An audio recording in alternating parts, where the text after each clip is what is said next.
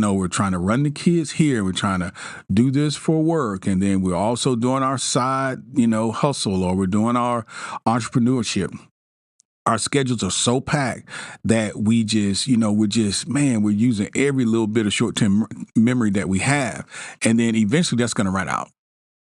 So we're going to talk about today some practices to kind of clean all that up.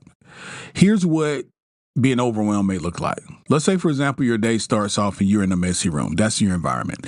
You go to sleep, you didn't fold your clothes, you left the potato chip bag on the ironing board, your phone is not completely charged. It's just chaos. You start the day this way. Your mind is going to mimic that disorder. When your mind wakes up, remember how I said early on, it's important that we understand things. We need to understand how our brain operates, how our brain works. This is what your brain does.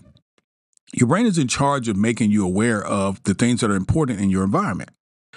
Let me say that again. Your brain is in charge of, one of the things it's in charge of is making you aware of the things in your environment. Why? If you go back to fight or flight, it wants to know, what do I need to be concerned about?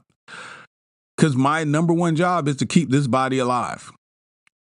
So if you have a very messy environment, although it's not fight or flight, if you have a very messy environment, your brain struggles to try and figure out, what in here do I need to make you aware of?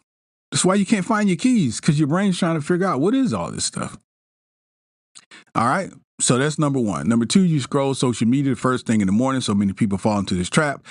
And you absorb the comparison and the anxiety that is innately involved in social media. If you can tell me one time, you can do this in the comments, you can send me a text. If you can tell me one time you got on social media and you didn't feel some level of comparison, some level of anxiety, some level of stress. Yes, there are some funny things and some